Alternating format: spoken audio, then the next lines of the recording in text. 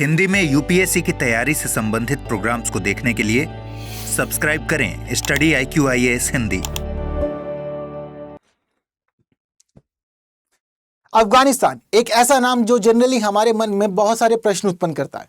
कई बार यह प्रश्न आता है कि यहाँ तालिबान की सत्ता क्यों है। कई बार यह प्रश्न आता है कि यहाँ लोकतंत्र या गणराज्य क्यों नहीं है। यह भी एक प्रश्न है कि यहाँ महिलाओं के सारे अधिकार छीन लिए जाने के बावजूद महिलाएं देश में एक अपनी आवाज़ बुलंद क्यों नहीं कर रही हैं। और इसके साथ ही अंतर्राष्ट्रीय अलग अलग मंचों और सभी देशों के द्वारा उसको मान्यता नहीं दिए जाने के बावजूद ये देश चीज़ों को आगे बढ़ा रहा है और बाकी देश यहाँ चीज़ों में लोकतंत्र की बहाली के लिए क्यों कुछ नहीं कर पा रहे हैं। तो सभी बातों को जानेंगे, समझेंगे और अफगानिस्तान के पूरे इतिहास पर चर्चा करेंगे और अफगानिस्तान से जुड़ी हुई हर एक बारीकी पर नजर भी डालेंगे। नमस्कार साथियों, मैं कुणाल आप सभी का स्टडी IQIAS हिंदी पे स्वागत करता हूं और शुरुआत करते हैं अफगानिस्तान से जुड़ी हुई पहले कुछ खास बातों को समझ पे। देखिए, दरअसल सबसे पहली बात, अफगानिस्तान को अगर हम समझे तो एक समय हमारे पास में ऐसा भी था जब अफगानिस्तान तक भारतीय साम्राज्यों का विस्तार हुआ करता था। यानी कि प्राचीन काल या मध्यकाल की स्थितियां हम लोग ये भी देखते हैं कि अफगानिस्तान की भूमि तक भारतीय साम्राज्यों ने विस्तार किया हुआ था और भारत के साम्राज्य के अधिकार क्षेत्र में ही अफगानिस्तान की काफ़ी भूमि रहा करती थी। लेकिन चीज़ें हमेशा स्थायी नहीं रहती, चीज़ें बदलती रहती। तो जब हम देखते हैं कि मौर्य साम्राज्य, कुषाण साम्राज्य, सासानी साम्राज्य या फिर इस्लामी खिलाफतों का समय था, तो इस दौरान तो हमने देखा कि अफगानिस्तान की चीज़ें भारत के हिस्से से जुड़ी रही थी। लेकिन इसके अलावा हम देखते हैं कि चीज़ें बदलती रही और अफगानिस्तान दरअसल एक ऐसी महत्वपूर्ण भूमि है जो भारत, ईरान और मध्य एशिया के बीच में सांस्कृतिक और व्यापारिक गलियारे के रूप में भी हमेशा से स्वीकार की गई है। यहाँ से एक महत्वपूर्ण मार्ग गुजरता है जिसको हम रेशम मार्ग कहते हैं और रेशम मार्ग की वजह से ही अफगानिस्तान प्राचीन काल से हमारे अलग अलग साम्राज्यों के बीच चर्चा का केंद्र बना ही रहा। लेकिन बात करें अगर आधुनिक अफगानिस्तान की, तो आधुनिक अफगानिस्तान का श्रेय जाता है अहमद शाह अब्दाली या अहमद शाह दुरानी को। दरअसल 1747 में अहमद शाह अब्दाली या फिर अहमद शाह दुरानी के द्वारा यहाँ पर दुरानी साम्राज्य की स्थापना की गई, जिसके बाद आधुनिक अफगानिस्तान का अस्तित्व सभी लोगों के सामने आया। दरअसल जो अहमद शाह दुरानी था, ये नादिरा शाह के तहत ईरान की सेना में एक अधिकारी हुआ करता था। लेकिन कांधार में अफगान सरदारों की इसने एक सभा बुलाई और उसके बाद इसने शाह की उपाधि धारण की। इस दौरान स्थिति यह थी कि दरअसल नादिर शाह की मृत्यु हो चुकी थी, तो नादिर शाह की मृत्यु के बाद में ये सारा का सारा काम आगे बढ़ाया गया। अहमद शाह अब्दाली ने सभा बुलाई अफगान सरदारों की और सभा बुलाने के बाद खुद को शाह की उपाधि दे दी। शाह मतलब बादशाह, राजा। तो शाह की उपाधि जब धारण कर ली, तो शाह की उपाधि धारण करने के बाद यहाँ पर स्थापित होता है फिर उसके बाद में दुरानी साम्राज्य। दुरानी साम्राज्य का प्रमुख अहमद शाह दुरानी। ये पहली बार एक ऐसा समय था जिस समय अफगानिस्तान हम सभी के सामने एक एकीकृत राजनीतिक इकाई के रूप में आया। पश्तून जनजाति को एकजुट करके इस पूरी व्यवस्था को आगे बढ़ाया गया और अफगानिस्तान सेना के द्वारा भारत पर हमला भी किया गया 1757 में। 1757 एक बड़ा ही खास पॉइंट है भारत के इतिहास का। क्यों खास पॉइंट है मुझे कमेंट में बताना आप लोग। लेकिन दरअसल अफगान सेना ने 1757 में भारत के ऊपर हमला किया और इसके बाद हमने देखा कि अलग अलग प्रकार के युद्ध भारत में भी लड़े गए। 1772 में अहमद शाह दुरानी की मृत्यु हो जाती है और 1772 में अहमद शाह दुरानी की मृत्यु के बाद अफगानी उत्तराधिकारी जो थे इसके अलग अलग आते हैं और अफगानिस्तान के अंदर जो उत्तराधिकारी बनते हैं वो बनते हैं तैमूर शाह, जवान शाह और शुजा शाह। तो ये शुरुआती स्थिति हम लोगों को अफगानिस्तान की देखने को मिलती है और अफगानिस्तान की शुरुआती स्थिति यहाँ जो आधुनिक रूप में होती है वो राजतंत्र के तहत होती है, यानी कि राजा महाराजा के तहत व्यवस्था चल रही होती है आगे, जो शुरुआत की जाती है दुरानी साम्राज्य के तहत। लेकिन चीज़ें अब धीरे धीरे अलग अलग समय पर बदलती हुई भी हमें दिखेंगी। जैसे कि पहला बड़ा बदलाव हम लोगों को यहाँ देखने को मिलता है वो होता है 19वीं शताब्दी के दौरान। अभी जो चीज़ें थी वो कहाँ पर है हम लोगों की, वो 18वीं शताब्दी की है। लेकिन अब आगे की जो कहानी है वो 19वीं शताब्दी में हमें कुछ बड़े बदलावों को दिखाएगी। जैसे कि दरअसल 19वीं शताब्दी में बड़े बदलावों के पीछे का रीज़न था अलग अलग महाशक्तियों का आपस में टकराव। और जो एशिया वाली भूमि है, एशिया की भूमि पर दरअसल दो अलग अलग बड़ी शक्तियाँ थी जो टकराव में बनी हुई थी। एक तरफ ब्रिटिश साम्राज्य जो लगातार एशिया के क्षेत्र में अपनी विस्तारवादी नीति को अपना रहा था और वो चाहता था कि यहाँ जितने भी क्षेत्र मौजूद हैं उन सभी तक मेरी ही पहुँच हो, यहाँ कोई और मुझे दूर दूर तक दिखाई ना दे, क्योंकि दरअसल यहाँ एकाधिकार का जो विचार था वो सभी के मन में घर बना चुका था और वो जानते थे कि एकाधिकार के बिना आप फायदा तो उठा ही नहीं सकते। एकाधिकार रहेगा तो ही आप अपनी मनमर्जी की नीतियों को भी लागू कर सकते हो, अन्यथा आपको परेशानियां हो सकती हैं। तो ब्रिटिश साम्राज्य भारत के मामले में तो पहले ये बात समझ चुका था, तो इसलिए ब्रिटिश साम्राज्य केवल भारत तक ही सीमित नहीं रहा बल्कि उसने आसपास के क्षेत्रों को भी कवर करने की कोशिश की। लेकिन वहीं दूसरी तरफ रूसी साम्राज्य भी था और रूसी साम्राज्य भी दरअसल इसी ललक से आगे बढ़ रहा था और वो भी एशिया की भूमि पर अलग अलग क्षेत्रों को अपने कब्जे में लेने के लिए प्रयासरत था। अब दरअसल इन दोनों ही साम्राज्यों के बीच में जो ये सत्ता स्पर्धा थी इसको कहा जाता है द ग्रेट गेम। और इस द ग्रेट गेम के बीच में अफगानिस्तान जो था वो अफगानिस्तान बन गया था एक बफर जोन। अब दरअसल ब्रिटिश साम्राज्य को भी चाहिए था अफगानिस्तान और रशिया साम्राज्य को भी चाहिए था यहाँ पर अफगानिस्तान। तो इन दोनों के बीच में ये बन चुका था एक प्रकार का अब एक बफर क्षेत्र जिसके लिए दोनों ही शक्तियां संघर्षरत थी। और इसी वजह से देखने को मिलता है हमें कि ब्रिटिश साम्राज्य हमला कर देता है अफगानिस्तान के ऊपर, और ब्रिटिश साम्राज्य अफगानिस्तान पर जब हमला करता है तो हमला करने का सारी चीज़ें इसके मनमर्जी के हिसाब से सफल नहीं होती। इसको यहाँ बहुत सारी चुनौतियों का सामना करना पड़ता है। हालांकि भारत पर जिस समय ब्रिटिश ईस्ट इंडिया कंपनी ने हमला किया था तो उस समय मतलब जब चीज़ें बदल रहा था, पहले तो व्यापारिक कंपनी के रूप में आए, लेकिन जब बाद में राजनीतिक इकाई के रूप में स्थापित होने लगे थे तो उस दौरान इनको बहुत सारी परेशानियों का सामना करना पड़ा था, दिक्कतें बहुत हुई थी। और भारत में जब ये हमारे राजा महाराजाओं के ऊपर अलग अलग प्रकार की नीतियाँ लगाते थे या लड़ाइयाँ लड़ते थे तो भी इनको चीज़ें बहुत ज़्यादा ईजिली नहीं मिली, वहाँ भी परेशानियाँ रही थी। तो व्यापार तक तो ये ठीक थी, बट एक्चुअल में जो हमले वाली स्थिति थी वो तब शुरू होती है जब ये एक राजनीतिक इकाई के रूप में स्थापित होना शुरू हो जाते हैं। बट बाद में इन्होंने विस्तारवादी नीति अपनाई, और उनकी विस्तारवादी नीति ये कहती है कि इसी वजह से इन्होंने अफगानिस्तान पर भी हमले किए। और जब इन्होंने अफगानिस्तान पर हमले किए तो इसी वजह से हमें देखने को मिलते हैं 3 आंग्ल अफगान युद्ध। पहला आंग्ल अफगान युद्ध होता है 1839 से 1842 के बीच में। इस दौरान British east India company Kabul में अपनी ब्रिटिश समर्थक शासन चलाना चाहती है, और ब्रिटिश समर्थक शासन चलाने के लिए शुजा शाह दुर्रानी को यहाँ सत्ता पर बैठाने का काम किया जाता है।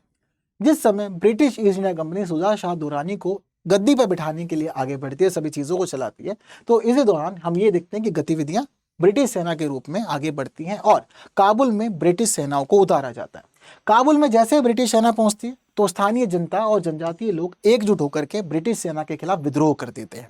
अब इस विद्रोह के बाद 1842 में ब्रिटिश सेना को भारी हार का सामना करना पड़ता है। ब्रिटिश सेना अपने मंसूबों को पूरा नहीं कर पाती सभी चीज़ों में, और पूरी सेना काबुल जलालाबाद मार्ग पर ही नष्ट कर दी जाती है, और यहाँ पर ब्रिटिश को एक बड़ा नुकसान देखने को मिलता है। यानी कि अंग्रेज़ों को यहाँ एक बड़ी हानि हुई, एक बड़ा घाटा। और देखने वाली बात यह थी कि ये वो समय है जो 1842 है, और इस 1842 के समय पर भारत में तो ब्रिटिश सत्ता बहुत अच्छी तरह से मजबूत अवस्था में पहुंच चुकी थी और इनकी चीज़ें बहुत ज़्यादा ज़बरदस्त आगे बढ़ रही थी। और भारत में एक मजबूत स्थिति में होने के बावजूद जब ये लोग अफगानिस्तान गए तो अफगानिस्तान में केवल और केवल स्थानीय जनता और जनजातियों ने जो विद्रोह किया, उसी विद्रोह में पूरी की पूरी ब्रिटिश सेना को इन्होंने नष्ट कर दिया। एक बड़ी और महत्वपूर्ण घटना, यहाँ ब्रिटिश सेना को कुछ बड़ी सीख मिली। ये लोग अभी तो वापस आ गए, पर इनको अब इंतजार था सही समय का कि फिर दोबारा कैसे अफगानिस्तान पर कब्जा किया जाए। तो अफगानिस्तान के मामले में जो दूसरी बड़ी घटना देखने को मिलती है वो 1878 से 1880 की होती है, जो होता है दूसरा आंग्ल अफगान युद्ध। इस समय जो मेन कारण होता है हमला करने का, वो हमले करने का कारण होता है अफगान अमीर शेख अली खान की रूस से मित्रता। अब अफगान अमीर शेख अली खान जाकर के रूस से मित्रता कर लेता है। ये मित्रता ब्रिटिश साम्राज्य को बिल्कुल भी पसंद नहीं आती, और अंग्रेजों को जब ये संधि पसंद नहीं आती तो उसके बाद ये हमला कर देते हैं अफगानिस्तान के ऊपर। अफगानिस्तान पे हमला करने के बाद में यहाँ एक संधि होती है, और संधि होती है गंधमक की संधि या गंडमक की संधि। ये 1879 में संधि की जाती है, और इस संधि के दौरान अफगानिस्तान की विदेश नीति पर अंग्रेज अपना नियंत्रण स्थापित कर लेते हैं। यानी कि इस पूरे के पूरे दूसरे आंग्ल अफगान युद्ध में अंग्रेजों की स्थिति मजबूत रहती है। अब दरअसल अफगानिस्तान के लोग जो पहले ही जिसकी जनता और जनजातियों ने विद्रोह करके ब्रिटिश सेना को पछाड़ दिया था, नष्ट करने का काम किया था, दूसरे आंग्ल अफगान युद्ध में उनको पराजय की स्थिति मिली। और पराजय की स्थिति का तो उनकी विदेश नीति के मामले में अंग्रेजों के द्वारा नियंत्रण स्थापित कर लिया गया, और इनकी विदेश नीति पर हुआ यह नियंत्रण स्थानीय लोगों को बिल्कुल भी पसंद नहीं आया। और इसी नियंत्रण का ही पूरा का पूरा परिणाम हमें तीसरे आंग्ल युद्ध के रूप में देखने को मिलता है। तीसरा जो आंग्ल अफगान युद्ध होता है ये 1919 में होता है, और ये एक बड़ा ही अच्छा मौका होता है अफगानिस्तान के लोगों के लिए अपने मामले में ब्रिटिश चंगुल से मुक्ति के लिए। अब दरअसल यहाँ सभी अफगानिस्तान के लोग पहले ही परेशान थे, अफगानिस्तान की सत्ता भी परेशान थी कि भाई हमारी जो विदेश नीति है, ये विदेश नीति ये लोग संभाल रहे हैं, ब्रिटिश संभाल रहे हैं। तो दरअसल 1919 वो समय था जिस समय पूरी दुनिया प्रथम विश्व युद्ध से बाहर निकल चुकी थी। यानी कि प्रथम विश्व युद्ध समाप्त हुआ था, और उसके बाद सभी लोग अपनी चीज़ों को अलग अलग रूप से आगे बढ़ाने का काम कर रहे थे। तो 1914 से 1918 में प्रथम विश्व युद्ध होता है। 1919 में दरअसल अमानुल्लाह खान जो थे, वो अमानुल्लाह खान के नेतृत्व में ब्रिटिश प्रभुत्व से मुक्ति की घोषणा कर दी जाती है। यानी कि फिलहाल अमानुल्लाह खान कहता है कि भाई मैं जो भी चीज़ें चलाऊंगा, मैं अपनी चीज़ों को ब्रिटिश साम्राज्य के अधीन नहीं रखूंगा, अंग्रेज़ों को मैं अपने विदेशी संबंध चलाने की मंजूरी नहीं दूंगा, और मैं खुद को अंग्रेज़ों से मुक्त घोषित करता हूँ। 1919 वो समय था जिस समय अंग्रेज पहले से ही बहुत ज़्यादा पस्त थे, और ये प्रथम विश्व युद्ध से बहुत ज़्यादा थके हुए थे। हालांकि यहाँ अमानुल्लाह खान के द्वारा खुद को ब्रिटिश साम्राज्य से मुक्त तो घोषित कर दिया गया, लेकिन मुक्त घोषित किए जाने के बाद में इसे बहुत ज़्यादा परेशानियां नहीं हुई। और इसके बाद देखते हैं कि रावलपिंडी की संधि होती है 1919 में, और रावलपिंडी की संधि के तहत अफगानिस्तान को पूरी की पूरी स्वतंत्रता सौंप दी जाती है, क्योंकि अंग्रेज अब इस समय लड़ाई के मामले में तो बिल्कुल भी आगे नहीं बढ़ना चाहते थे, ना ही संघर्ष करके चीज़ों को अपने नियंत्रण में रखना चाहते थे। उनको पता था कि वैश्विक व्यवस्था फिलहाल एक बड़े उथल पुथल का सामना कर रही है। हालांकि इस पूरे घटनाक्रम ने एक ऐसी रणनीति, एक ऐसी स्थिति प्रस्तुत की जिस स्थिति के वजह से आज तक पाकिस्तान और अफगानिस्तान के बीच में लड़ाई जारी है। दरअसल जिस समय रावलपिंडी की संधि हुई तो इस दौरान ब्रिटिश सेना के द्वारा ये तो मान लिया गया कि ठीक है, हम अफगानिस्तान को उसकी पूरी की पूरी स्वतंत्रता दे रहे हैं। अंग्रेजों ने अफगानिस्तान को पूरी तरह से स्वतंत्रता तो दे दी, पर स्वतंत्रता रावलपिंडी की संधि में दी गई। रावलपिंडी की संधि में यह तय किया गया कि अंग्रेजों का क्षेत्र कहां तक रहेगा और अफगानिस्तान की सीमाएं कहां से शुरू मानी जाएगी। और यही ब्रिटिश सेना की और अफगानिस्तान सेना के बीच में खींची गई जो पूरी की पूरी स्थिति थी, यानी कि ब्रिटिश भारत और अफगानिस्तान इन दोनों के बीच में जो खींची गई रेखा थी, उस रेखा को ही कहा जाता है डुरंड रेखा। और ये डुरंड रेखा ही पाकिस्तान और अफगानिस्तान के बीच की विभाजक रेखा भी है। तो डुरंड रेखा आती है 1893 में हम सभी के सामने, और इस डुरंड रेखा को सभी लोग फिर स्वीकार के आगे बढ़ रहे होते हैं। ठीक है, तो ये डुरंड रेखा थी, मतलब पहले से ही अस्तित्व में थी, पर इसको यहाँ पर आधिकारिक रूप से मान्यता दी जाती है। कहा जाता है कि इसको हम लोग स्वीकारते हैं।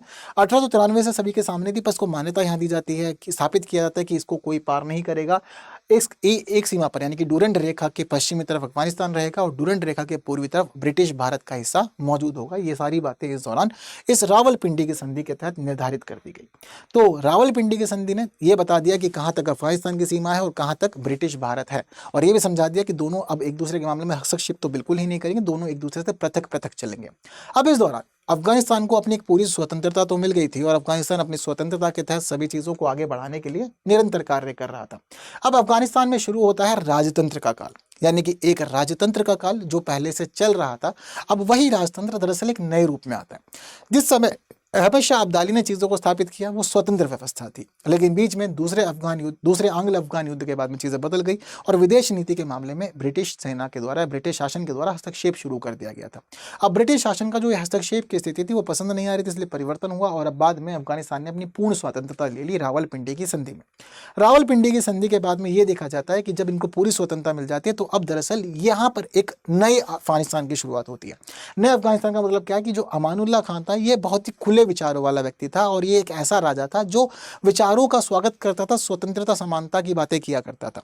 और इसी अमानुल्लाह खान के तहत कुछ बड़े सुधार अब इसी दौरान लागू किए जाते हैं अफगानिस्तान में।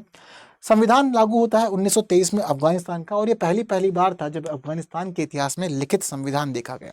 तो अफगानिस्तान को पहला लिखित संविधान 1923 में मिलता है। इस दौरान महिलाओं की शिक्षा पर भी काम किया जाता है, समाज सुधारों की शुरुआत भी की जाती है, यूरोपीय देशों के साथ में संबंध भी स्थापित किए जाते हैं। लेकिन ये पूरी की पूरी स्थिति धार्मिक नेताओं यानी कि मौलवी और रूढ़िवादी वर्ग के लोगों को पसंद नहीं आती, और वो लोग अमानुल्लाह खां के खिलाफ विद्रोह करते हैं, विरोध करते हैं, बहुत तरह से अपनी बातें प्रस्तुत करते हैं। इन सभी लोगों का ये कहना था कि जो भी काम अमानुल्लाह खां कर रहा है वो सारा काम शरीयत के खिलाफ है और इस्लाम के खिलाफ है, और इस्लाम के खिलाफ कभी भी शासक को काम नहीं करना चाहिए। तो जितने भी यहाँ पर मौलवी थे और सत्तारूढ़ी वर्ग थे वो चाहते थे कि अमानुल्लाह खां सारे के सारे काम शरीयत के हिसाब से करे, लेकिन ये बातें अमानुल्लाह खां को समझ नहीं आती थी, वो खुले विचारों का व्यक्ति था। लेकिन अब इस पूरे के पूरे घटनाक्रम में कुछ बड़े परिणाम सामने आए। एक बड़ा परिणाम यह था कि 1929 में धार्मिक और जनजातीय विद्रोह हो जाते हैं अमानुल्लाह खां के खिलाफ, और अमानुल्लाह खां को पद छोड़ना पड़ता है। और इसी के बाद ये देखा जाता है कि अस्थायी शासक कुछ समय के लिए बनाया जाता है बच्चा है सक्का यानी कि हबीबुल्लाह कलकानी को। अब हबीबुल्लाह कलकानी थोड़े समय के लिए आता है, लेकिन अब यहाँ जो वास्तविक चीजें चलती है वो नादिर शाह के हाथ में चलती है। तो दरअसल राजतंत्र का काल था ये नादिर शाह का के तहत शुरू होता है, और 1919 से 1973 तक की सारी चीजें ऐसे ही चलती हैं आगे। तो 1919 में चीजें को बदला जाता है अमानुल्लाह खां के द्वारा, लेकिन अमानुल्लाह खां लगभग 10 साल तक ही चीजों को संभाल पाता है। उसके बाद नादिर शाह अब वास्तविक चीजों को आगे बढ़ाएगा। तो नादिर शाह 1929 से 1933 तक यानी कि लगभग 4 सालों के लिए अफगानिस्तान की गद्दी पर बैठता है। इस दौरान फिर दोबारा से ये कोशिश करता है कि मैं व्यवस्था स्थापित करूं और स्थिरता लेकर के आऊं, ताकि हमारा जो साम्राज्य है वो मजबूत रहे। अगर व्यवस्था अच्छी हो जाएगी और स्थिरता रहेगी तो फिर बाकी कामों को किया जा सकेगा अच्छे से। तो व्यवस्था और स्थिरता स्थापित करने के लिए सारे काम शुरू कर देता है। अमानुल्लाह खां की जो आधुनिक नीतियां थी उन नीतियों में से कुछ को ये वापस लेता है, क्योंकि इसको पता होता है कि कुछ नीतियों की वजह से कुछ बड़े विद्रोह ने जन्म लिया था। तो अब ये चाहता था कि इसके खिलाफ ऐसी स्थिति ना हो, तो वो नीतियां जो खास तौर पे बहुत ज्यादा विरोध का कारण बनी हुई थी और उसको मौलवी या रूढ़िवादी वर्ग नहीं पसंद कर रहे थे, कुछ उसने नीतियों को वापस ले लिया, लेकिन शिक्षा और प्रशासनिक सुधारों को इसने सीमित करने का कार्य किया। अब इस पूरे घटनाक्रम के दौरान क्या होता है कि ये चीजें तो आगे चला रहा होता है, लेकिन 1933 में नादिर शाह की हत्या कर दी जाती है एक छात्र के द्वारा, और जब छात्र हत्या करता है तो फिर खोज होती है कि अब आगे गद्दी कौन संभाले। तो अब यहाँ पर अफगानिस्तान को एक नया शासक मिलता है जो होता है जहीर शाह। जहीर शाह 1933 से 1973 तक गद्दी संभालता है, यानी कि 40 साल तक यह व्यक्ति गद्दी संभालता है, यानी कि एक अच्छा खासा लंबा पीरियड मिलता है जाहिर शाह को गद्दी संभालने के लिए। ये नादिर शाह का पुत्र था, मोहम्मद जहीर शाह, और इसने 19 वर्ष की उम्र में गद्दी संभाली, यानी कि 19 वर्ष में, यानी कि बहुत ही कम उम्र में यह व्यक्ति राजा बन गया। लेकिन एक खास बात देखने को यह मिलती है कि जहीर शाह का शासनकाल आज तक अफगानिस्तान के मामले में स्वर्णिम काल के रूप में जाना जाता है। दरअसल इसी काल में अफगानिस्तान को राजनीतिक स्थिरता मिलती है। राजनीतिक स्थिरता के अलावा अफगानिस्तान इसी दौरान तटस्थ विदेश नीति को भी अपनाता है और अफगानिस्तान आर्थिक विकास करता है, और साथ ही साथ इसी काल में आगे बढ़ करके अफगानिस्तान को 1964 में अपना पहला संविधान भी मिल जाता है। ये कुछ बड़े परिवर्तन थे जो इस पूरे के पूरे काल में हो रहे थे। हालांकि अफगानिस्तान राजनीतिक व्यवस्था को राजतंत्र के तहत चला रहा था, पर अफगानिस्तान में राजतंत्र के बावजूद इसी समय संविधान भी सामने आया और संविधान ने राजतंत्र की व्यवस्था को सीमित करने का काम किया। और जब राजतंत्र संविधान के आने की वजह से सीमित हो जाएगा तो उसके बाद आने वाले समय में यह देखा जाएगा कि राजतंत्र पूरी तरह से समाप्त करके यहाँ पर गणतंत्र की व्यवस्था सामने आती है। दरअसल 1964 में जिस समय संविधान लागू हो जाता है तो संविधान लागू होने के बाद में संवैधानिक राजतंत्र की स्थापना हो जाती है, यानी कि जो पूर्ण राजतंत्र था वो सीमित हो जाएगा और संविधान के तहत आ जाता है, और यहाँ पर कुछ नए नए राजनीतिक प्रयोग शुरू हो जाते हैं। अब अफगानिस्तान पहले जैसा राजतंत्र वाला अफगानिस्तान नहीं रहा, क्योंकि अफगानिस्तान में संविधान था और यहाँ पर राजशाही सीमित हो जाती है और संसदीय शासन प्रणाली स्थापित होती है। इतना ही नहीं, प्रेस को स्वतंत्रता दी जाती है, राजनीतिक दलों की अनुमति दी जाती है और उसके अलावा चुनाव भी कराए जाते हैं। अब ये सब काम क्यों कराए जाते हैं? तो देखिए, दरअसल इन कामों को कराए जाने के पीछे का रीजन है समय। 1964 में हम लोग पहुंच चुके हैं और ये 1964 वो समय है जब भारत को स्वतंत्रता मिल चुकी है और भारत दुनिया का सबसे बड़ा लिखित संविधान बना चुका है और भारत काफी अच्छे से आगे चीजों को अपनी बढ़ा रहा है और स्वतंत्रता को भी अब काफी साल हो चुके हैं। तो दरअसल भारत से प्रेरणा लेकर के इन लोगों ने इन्हीं चीजों को अडॉप्ट किया कि भारत की व्यवस्था बहुत अच्छी चल रही है तो क्यों ना हमारे पास भी हमारा संविधान हो, हम चीजों को मजबूती से आगे बढ़ाएं। और ये वो समय था जिस समय भारत और अफगानिस्तान के संबंध भी आपस में चल रहे थे अच्छे खासे। तो इसी वजह से इन्होंने संविधान को अडॉप्ट किया, प्रेस को स्वतंत्रता दी, राजनीतिक दलों को अनुमति दी और चुनाव वगैरह कराए।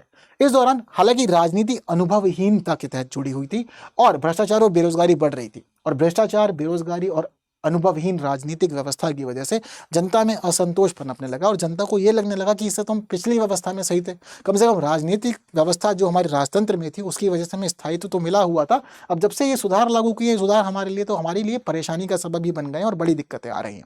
अब दरअसल इस पूरी की पूरी संवैधानिक व्यवस्था में एक बड़ी घटना होती है 1963 में, यानी कि संविधान लागू होने से पहले ही।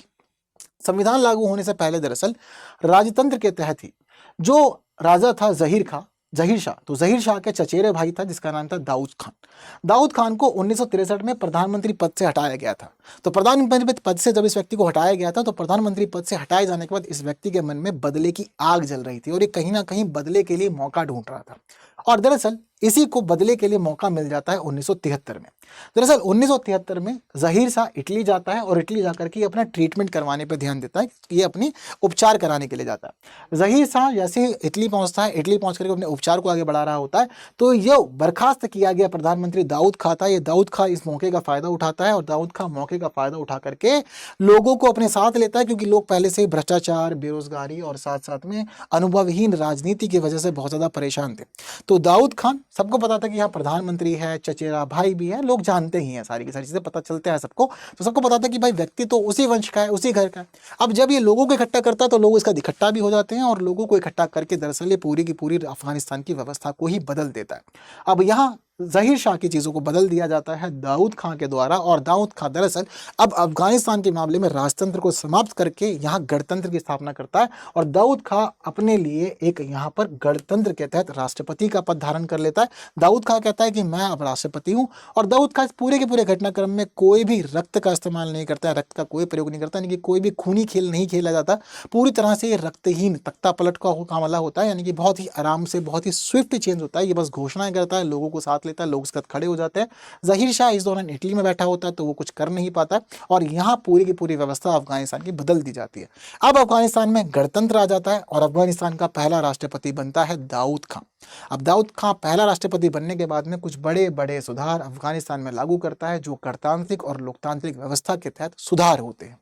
इन्हीं सुधारों के तहत ये पता चलता है कि बीते 226 सालों से चल रही राजशाही अब पूरी तरह से समाप्त हो चुकी है। अब अफगानिस्तान राजनीति के मामलों में राजशाही को स्वीकारना नहीं चाहता। यहाँ से अब अफगानिस्तान की राजनीतिक व्यवस्था के मामले में एक नया अध्याय शुरू होता है जो राजतंत्र को पूरी तरह से समाप्त कर चुका था और अब गणतंत्र की तरफ अफगानिस्तान को आगे बढ़ाने के लिए काम कर रहा था। अब अफगानिस्तान गणराज्य तो हो चुका है, पर गणराज्य के तहत भी इसकी चीजें समाप्त नहीं होगी और उथल पुथल जारी रहेगी। जैसे कि एक बड़ी उथल पुथल होती है सोर क्रांति के रूप में 1978 में। दरअसल अप्रैल के महीने में people democratic party of Afghanistan का सत्ता पर कब्जा हो जाता है। यानी कि जो दाऊद खां की स्थिति थी, अब दाऊद खां की स्थिति को यहाँ बदला जाता है, क्योंकि दरअसल अब दाऊद खां की हत्या की जाएगी और दाऊद खां की हत्या के मामले में जो चीजें संभाल रही चीज है वो है people's democratic party of Afghanistan. People's democratic party of Afghanistan पूरी चीजों को संभालेगी, सत्ता पर कब्जा करेगी और इस पूरी की पूरी घटना को सोर क्रांति के रूप में जाना जाता है।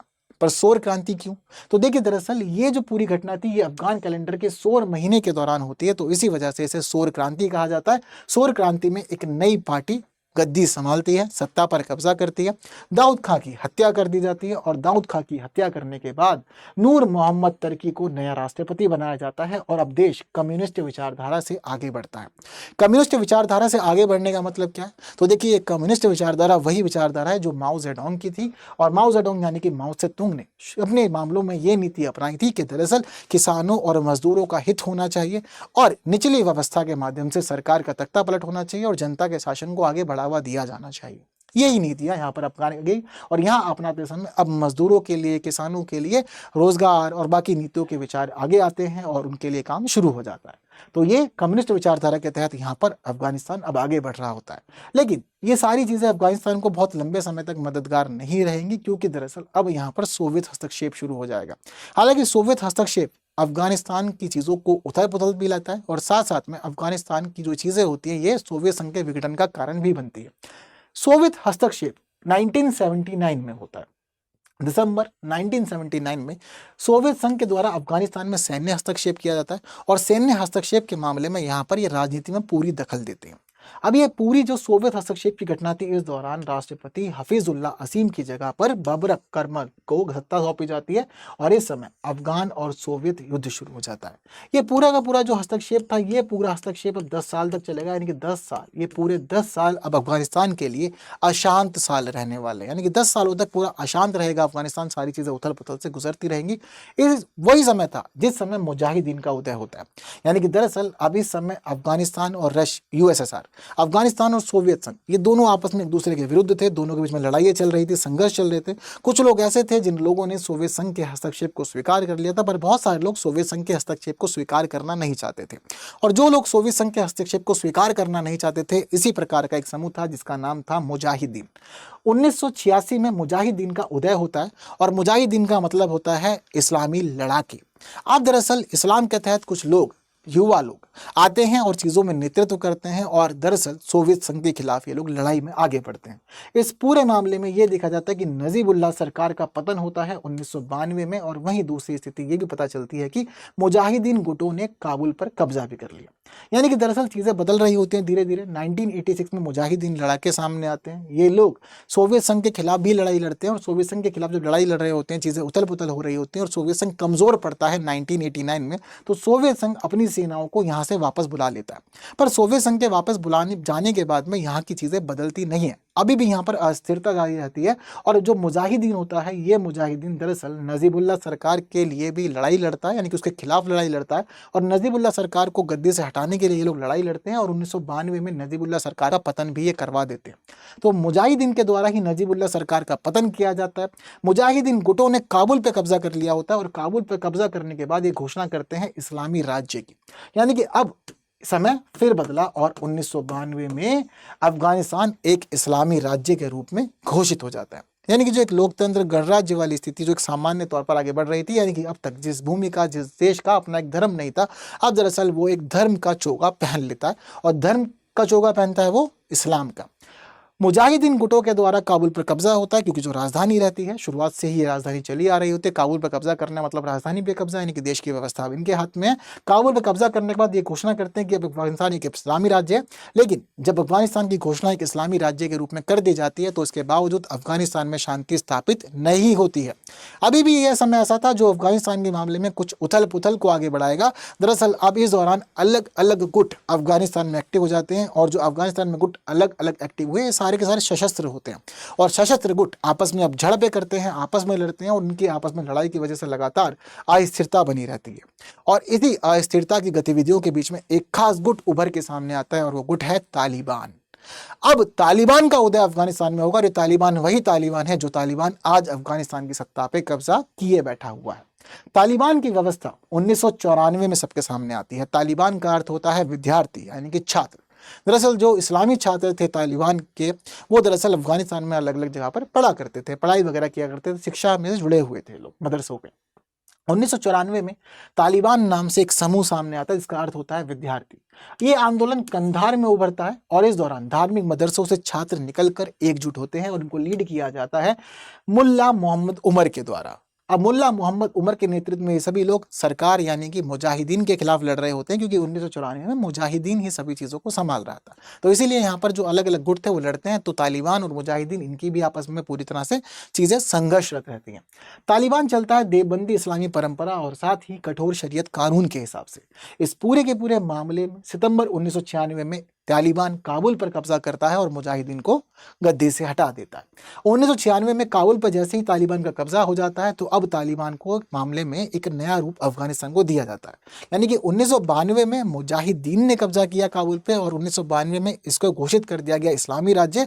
1996 में तालिबान का कब्जा हुआ और 1996 में तालिबान के कब्जे के बाद अब अफगानिस्तान को एक नया नाम सौंपा जाता है और अफगानिस्तान को घोषित किया जाता है इस्लामी अमीरात ऑफ अफगानिस्तान।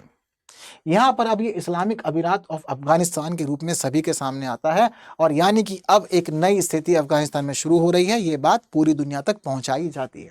अब इस दौरान पूरी व्यवस्था के तहत राष्ट्रपति बनाया जाता है बुरहानुद्दीन रब्बानी और अहमद शाह मसूद को सत्ता से बेदखल कर दिया जाता है। अब इस दौरान जब काबुल के ऊपर कब्जा हो जाता है तालिबान का, तो राष्ट्रपति बुरहानुद्दीन रब्बानी और अहमद शाह मसूद को सत्ता से बेदखल कर दिया जाता है और इसके बाद अफगानिस्तान की पूरी संरचना में उथल पुथल की जाती है। अब यहाँ इस्लामिक अमीरात ऑफ अफगानिस्तान एक संविधान रहित व्यवस्था के तहत चल रहा होता है, अलोकतांत्रिक व्यवस्था में चल रहा होता है। यानी कि ना तो अब अफगानिस्तान को किसी संविधान से चलाया जाना था और ना ही अफगानिस्तान में लोकतंत्र की कोई जगह थी।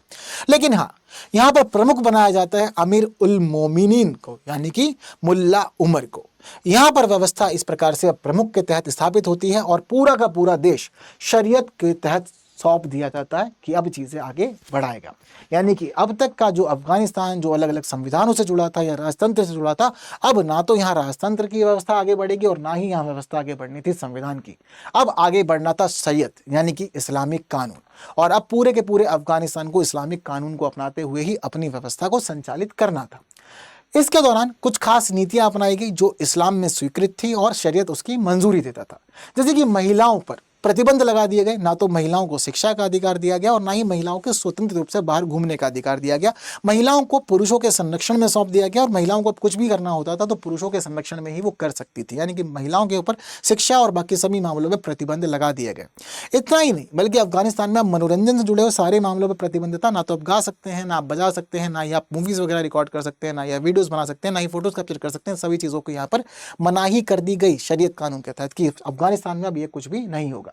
इतना ही नहीं, ये भी कहा गया कि अगर पुरुष दाढ़ी नहीं रखते हैं और कोई व्यक्ति तस्वीर क्लिक करता है तो ये कुछ अपराध माना जाएगा। यानी कि दाढ़ी ना रखने वाला व्यक्ति अपराधी करार कर दिया गया और तस्वीर लेने वाला व्यक्ति भी अपराधी माना गया। पूरी दुनिया के अंदर जहाँ एक तरफ सेल्फी का चलन बहुत ज़्यादा है, लेकिन अफगानिस्तान के अंदर ये सारी चीज़ें ही प्रतिबंधित हो रखी हैं। धार्मिक नीति के तहत सब कुछ आगे बढ़ा। शरीयत के अनुसार शरीयत न्यायालय स्थापित किया गया और शरीयत न्यायालय के तहत लोगों को खुले तौर पर चौराहे पे खड़े करके कोड़े मारे गए, उनको मौत की सजाएं देनी शुरू कर दी गई। अल्पसंख्यक हज़ारा पे अत्याचार किए गए और साथ ही बामियान में मौजूद गौतम बुद्ध की सबसे बड़ी जो प्रतिमा थी उस प्रतिमा को भी तालिबान के द्वारा नष्ट कर दिया गया। सारी मूर्तियां यहाँ पर तोड़ दी गई। एक बड़ा नुकसान था ये बौद्ध धर्म का। ये सारा काम तालिबान ने किया। इतना ही नहीं, इसके अलावा ये वैश्विक मान्यता के लिए संघर्ष करता रहा क्योंकि पूरी दुनिया ने अब अफगानिस्तान को तालिबान के तहत मान्यता नहीं दी। पाकिस्तान, सऊदी अरब और संयुक्त अरब अमीरात, ये दुनिया के 3 देश ऐसे थे जिन्होंने मंजूरी दी थी तालिबान के शासन को और यहाँ इन्होंने सभी संबंध स्थापित किए थे। अब दरअसल जब ये सारी की सारी चीज़ें हुई तो इन्हीं चीज़ों के तहत अफगानिस्तान ने अपनी ज़मीन पर यानी कि तालिबान ने अपनी अफगानिस्तान की ज़मीन पर अलकायदा को पनाह दी। और ये अलकायदा वही अलकायदा है जिसके से जुड़ा हुआ व्यक्ति था ओसामा बिन लादेन। तो अलकायदा के लड़ाकों को अफगानिस्तान में ट्रेनिंग दी जाती थी। अलकायदा के तहत जो व्यक्ति था मोहम्मद खटले बाबू, जो व्यक्ति था ओसामा बिन लादेन, वो भी अफगानिस्तान में पनाह लिए रहता था। लेकिन अलकायदा का अफगानिस्तान में पनाह लेना किसी भी देश को खटकता नहीं था। और ये कब तक नहीं खटकता था? जब तक अमेरिका के ऊपर 9/11 का हमला नहीं हुआ और उसके बाद चीज़ों में परिवर्तन नहीं हुआ। अभी तक अलकायदा को अफगानिस्तान में पनाह दी जाती थी, तालिबान समर्थन देता था, चीज़ें ठीक चल रही थी, ट्रेनिंग भी होती थी। लेकिन किसी ने ये नहीं सोचा था कि अफगानिस्तान में पनाह लेने वाला तालिबान अमेरिका के ऊपर एक बड़ा हमला करेगा, जो कि हुआ।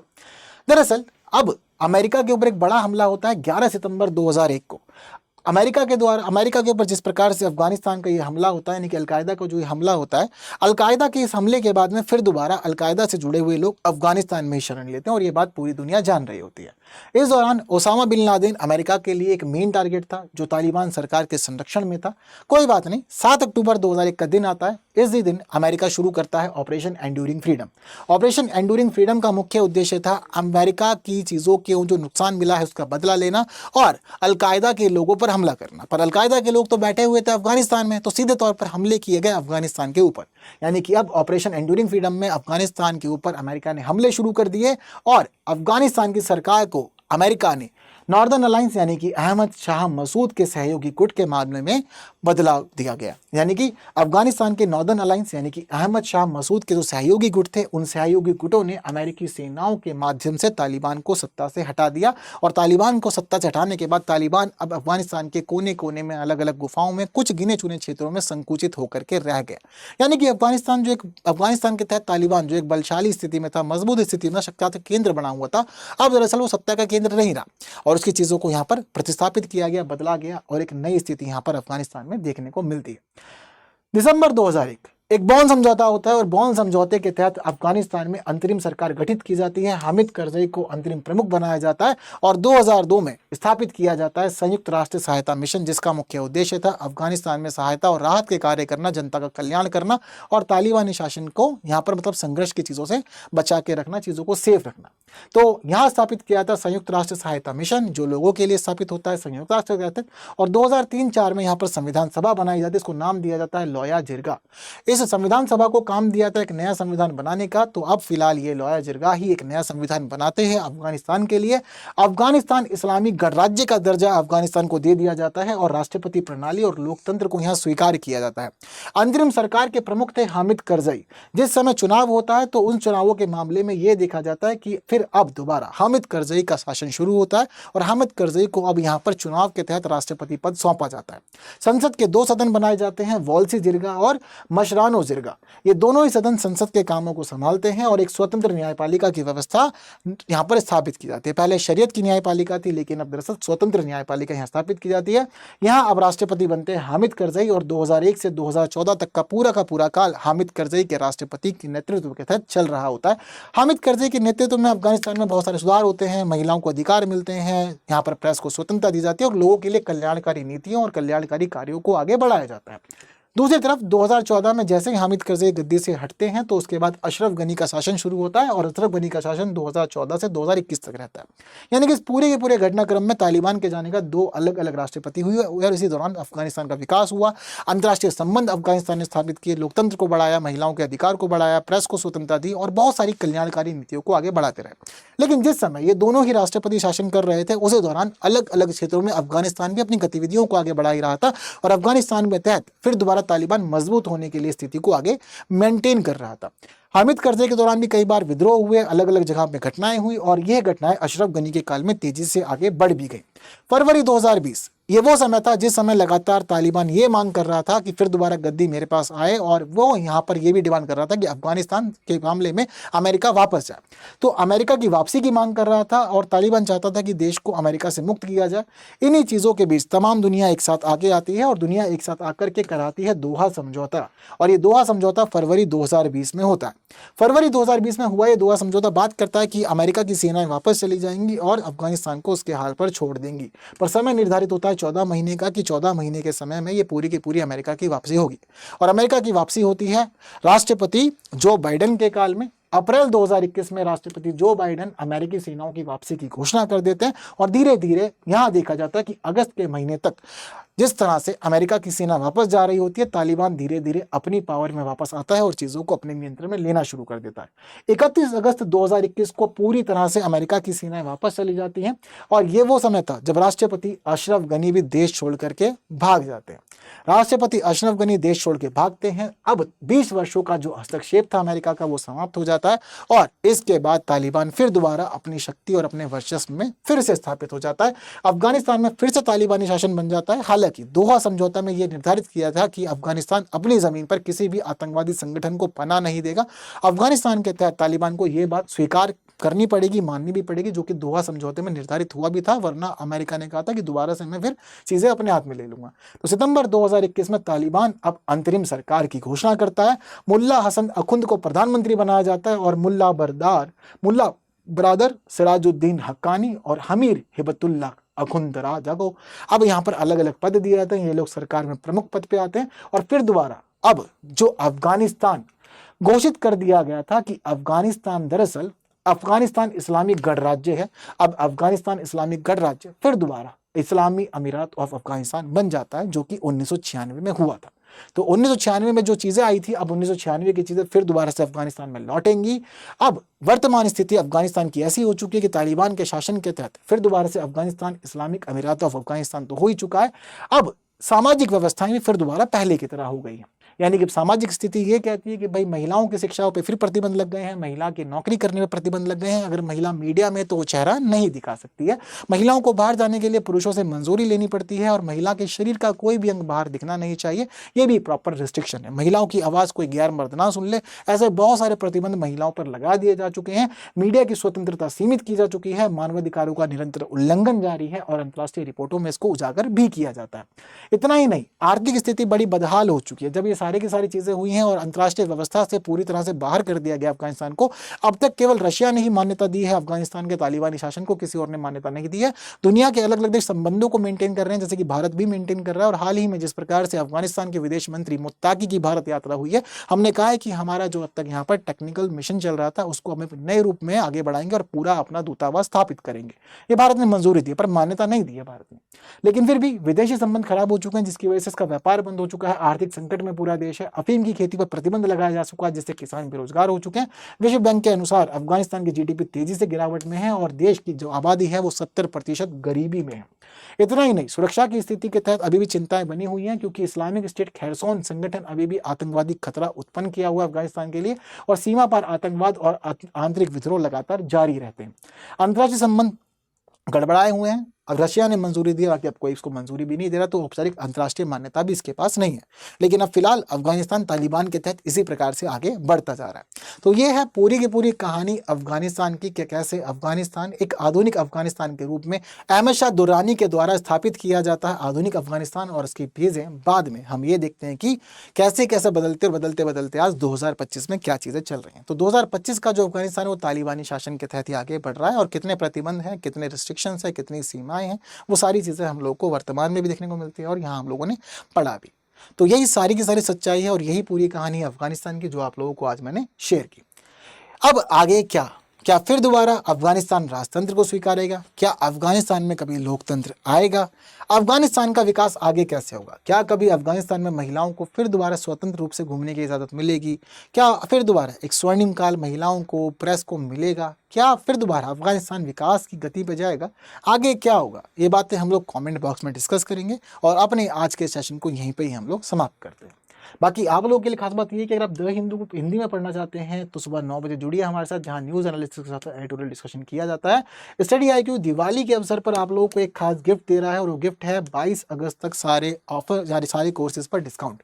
तो बड़ा डिस्काउंट मिल रहा है, पर डिस्काउंट के लिए आपको KL लाइव कोड यूज़ करना पड़ेगा। अगर आप KL लाइव कोड लगाते हैं तो आपको सभी कोर्सेज पर बड़ा डिस्काउंट मिल जाएगा और सारी चीज़ें आपको वही मिलेंगी जो आपको जनरली मिलती है, यानी कि classes, 1-to-1 mentorship, test series, study material, 11,000 रुपये का cash price, top test performer बनने पर पूरी फीस फीस रिफंड, यानी कि अगर आप लोग प्रीलिम्स क्लियर करते हैं तो ज्वाइन कर सकते हैं स्टडी कोई भी बैच KL लाइव के साथ में। और आपको मेरे साथ जुड़ना है तो टेलीग्राम, इंस्टाग्राम, फेसबुक और एक्स सभी प्लेटफॉर्म पर आप जुड़ सकते हैं। और साथ ही आप लोग जुड़ सकते हैं PDF लेने के लिए हमारे टेलीग्राम चैनल पे भी। सो फिलहाल आज के लिए इतना ही। तो सेशन को शेयर कीजिए जहाँ तक कर सकते हैं, जिन्होंने अब तक लाइक नहीं किया, लाइक के बिना कोई नहीं जाएगा। आज के लिए दीजिए मुझे विदा। Thank you so much. जय हिंद।